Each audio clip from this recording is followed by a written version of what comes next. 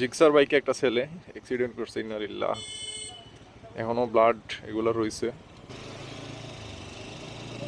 কালকে বলে এখানে ফায়ার সার্ভিসের সামনে, তালতলা ফায়ার সার্ভিসের সামনে একজন বাইকার অ্যাক্সিডেন্ট করে মারা গেছে। ঘটনা সত্যি না মিথ্যা জানি না, তারপরেও ভাবলাম যে এদিকে যাই, গেলে তো কিছু একটা দেখা যাইব।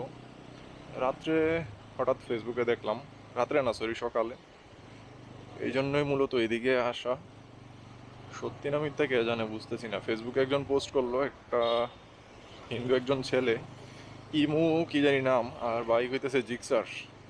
লেখলো তো যে ফায়ার সার্ভিসের সামনে এখানে অ্যাক্সিডেন্ট করছে, কিন্তু গাড়ির কোনো ক্ষয়ক্ষতির ইয়ে বোঝা গেছে না। ও না, ঠিকই তো আছে। এই যে ঠিক ফায়ার সার্ভিসের সামনেই জিক্সার বাইকে একটা ছেলে অ্যাক্সিডেন্ট করছে, ইন্নালিল্লাহ। এখনো ব্লাড এগুলো রয়েছে। এই সকালে দেখছি অবশ্য, একদম ফায়ার সার্ভিসের সামনে তালতলা। তার মানে ঘটনা সত্যি। অনেকে লাগতেছে ফেক কাহিনী, এই সেই ফেক। তো এগুলা রক্তগুলো আসলে দেখাইতে পারতেছি না, কেমনে অ্যাক্সিডেন্ট করলো বুঝতেছি না। আমার মনে হয় যে কন্ট্রোল হারাইয়া মনে অ্যাক্সিডেন্ট করছে।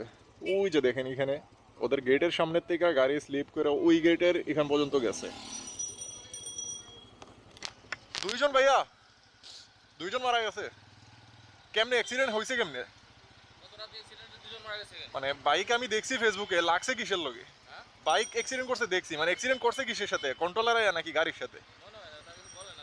ও, এদের তো ঠিক গেটের সামনে, ওই যে এইখানে মনে হয় এইখান থেকে স্লিপ করছে, এই যে এই গেটের সামনের দিকে ওইদিকে। আমার মনে হয় যে স্পিডে আইসা মনে কন্ট্রোল করতে পারে নাই, ওই যে ওইখান থেকে গেছে অনেকটা দূর পর্যন্ত। আমি হঠাৎ সকালে দেখছি। ঠিক আছে ভাই। আর এই রাস্তাতে অ্যাক্সিডেন্ট হওয়ার কথা না। আর দিনের বেলা আবার দেখছি কিছু কিছু পোলা পাইনি এদিকে, বা সন্ধ্যার দিকে এত স্পিডে টাইম না যায়, মানে বলার বাইরে।